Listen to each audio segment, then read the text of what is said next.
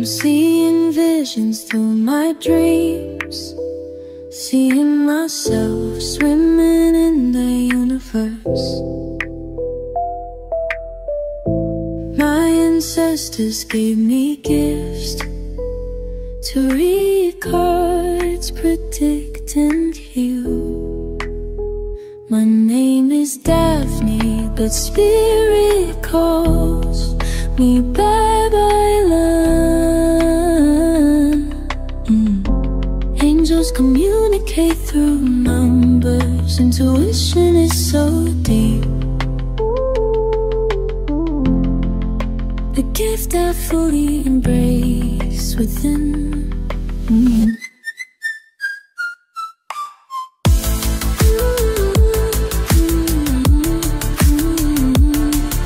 Hi everyone! Welcome po sa inyong almost personal reading.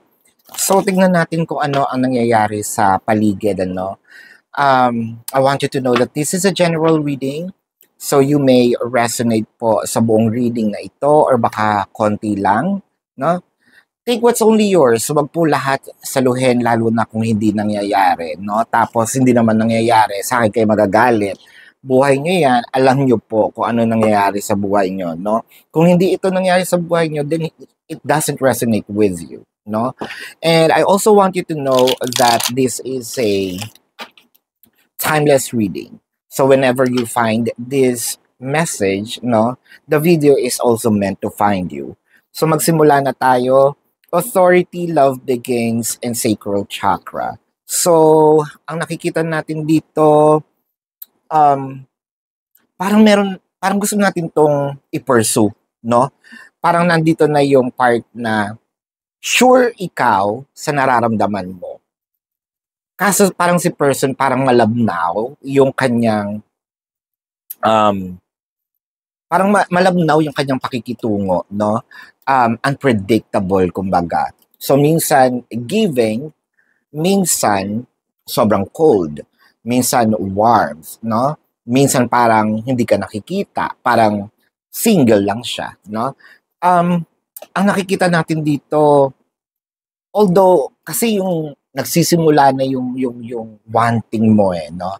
Na maging kayo, nagsisimula na yung wanting mo na maging maayos kayo, nagsisimula na yung wanting mo mapunta itong connection into another level of commitment. Kaya minsan nagkakaroon ng friction siguro between you and your person dahil minsan protective tayo, no, sa situation, sa mga paligid, no, sa mga tao sa paligid niya or paligid natin. So, ang tingin niya ay masyado naman to nagsiselos, ganyan-ganyan, bla bla yada yada. So sabihin natin may pagka anong tawag dito? Hindi dominant yung tawag doon, territorial, no? Ang love natin. Kasi sino ba naman ang hindi, no? Gusto mo ba na parang yung bahay mo, no? Kung sino-sino pumapasok. Siyempre hindi. You want to protect your house. You want to protect your belongings. You want to protect your valuable. In this case, what's valuable is the connection. So, hindi ako para, aalagaan ko ang relationship tapos share tayo. Aba, hindi naman ganon. With the Six of Wands, I feel like sinasabi mo naman kay person, no? Your intention, sinasabi mo naman sa kanya that I am doing this, no, for the two of us. With the Ace of Wands and the World card, kasi sabihin natin lumalalim na itong relationship ninyo. Yung lalim dito, nagsisimula na kayong magkaroon ng intimate moments, no? Intimate moments, sabihin natin, hindi lang ito sex, no? You're making love. I can see here na medyo gusto mo na rin by next year magkaroon ng or kasama na siya sa bahay, no? Cohabitation. Gusto mo na rin siya mag-propose. Siguro, nagtatanong-tanong na rin tayo ng kailan mo ba ako bibigyan ng singsing, no? Or kahit sa West, no? Magkaroon tayo ng kasal. Yung ganon. Hindi yung part na, kasi nakikita natin dito with the Six of Wands, medyo napapahiwatig na tayo, no? Kasi binigay mo na nga, sinurrender mo na, sinuko mo na ang bataan. With the world card, parang sa'yo, that is actually an offer, no? That I am serious with you. Hindi naman ako pokpok, no? Kanino pumapatol. At hindi naman ako nagpapabayad, no? Kapag tayo ay nag-i-intimate moments. So, this is something sacred to me, no? Yun yung parang sinasabi mo sa kanya eh. And I also want that, sana makita mo rin na, or wag mo nang i-share siguro sa iba yung katawan mo or yung puso mo with the 10 of Pentacles and the 9 of Wands. Wow! Meron ba siyang ganong reputation na medyo malikot siya before? Kasi ang nakikita natin dito medyo, kaya now I get it, no? Kaya meron ditong authority. Kasi iniingatan natin, hindi natin alam kung medyo friendly lang ba si person or flirty na siya. Kasi hindi magsisimula ang usok kung walang apoy, no? Meron tayong nakikita na medyo mali sa paningin natin. Siguro medyo mali sa paningin din ng iba na sinasabi sa'yo. Meron yata nagsasabi din sa'yo na, uy, bakit naman sila ganun ka-close nitong katrabaho niya, friend niya, what have you, no? So parang sa'yo, pinoprotektahan mo yung relationship ninyo. Pero I feel like you're losing all your tricks in the bags na paano ko ba silang dalawa paghihiwalayin? Hindi dahil sa bitter ako. Well, sabihin natin siguro, syempre, mas close sila kaysa sa akin, ako yung karelasyon, di ba? So, with the 9 of Wands, clarifying it with the 6 of Pentacles and the Emperor, gusto mo lang isaayos, no? Siguro gusto mong sabihin kay person kung ano ang limitations, kung saan ang boundary. Kasi hindi naman talaga maganda na makikita ng ibang tao na mas close sila kaysa sa'yo. So, ako yung third wheel, ganon. Ako third party. The Temperance, the Hierophant, the 5 of Wands. Nagpipigil ka na sa sarili mo eh.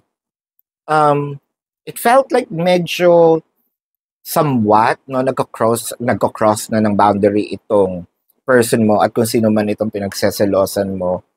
Hindi ito kapraningan ha. Hindi ito praning na nagseselos lang ako or inborn akong may topak. Hindi. May pinanggagalingan, no? Itong inis ko, may pinanggagalingan yung selos ko with the Temperance. Nakikita kasi natin dito, no, na kinakalma mo nga yung sarili mo. And I think that you had become, I don't want to say lenient. Siguro nga, no? Lenient in a way at first. Pero kasi, kapag nagko-cross na yung boundary, of course, kailangan ko ng protektahan. With the Ace of Pentacles and the Empress, lalo na may plano ko or buntis ako ngayon or may plano akong magbuntis or may plano akong bumuo ng family with my person. Kaya iniingatan ko, no? And especially nga may nangyayari na sa amin. So, gusto ko na etong decision ko at decision niya na maging kami, eto na yon, no? Wala nang makakasira pang iba. Pero kasi merong somewhat may sumasawsaw eh. Although wala naman nangyayari kasi I didn't see anything about pagloloko or what have you. Yung sa'yo, prevention is better than cure. The 2 of Wands and the King of Pentacles, I feel like makikinig naman sa'yo si person. Pero totally, pag hiwalayin sila, it felt like matatagalan or either imposible. Very slim yung chance na mangyari yon. Pero kasi with the 2 of Wands, it felt like didistansya ng konti. Ang pinakamagandang gawin dito is kausapin si person ng mahinahon, not just yung pabalang, no? Kasi I feel like magre-rebel si person kapag medyo authoritative tayo. Siguro medyo kalmahan natin yung pagpapaliwanag, yung maayos, yung klaro, yung walang pagtataas ng boses, no? Pakikinggan naman tayo. So this is your reading. Let's check the zodiac sign of your person. Now, this can be their sun sign or a placement in their chart. Taurus, Virgo, Leo, Capricorns, Libra, Sagittarius, Virgo, yap, nasabi ko na. Aries, Sagittarius, Aquarius is here. Yeah, Leo, nasabi ko na. Scorpio is here. So this is your reading. Maraming salamat. Love and light. Namaste. See you po sa susunod na readings. Goodbye.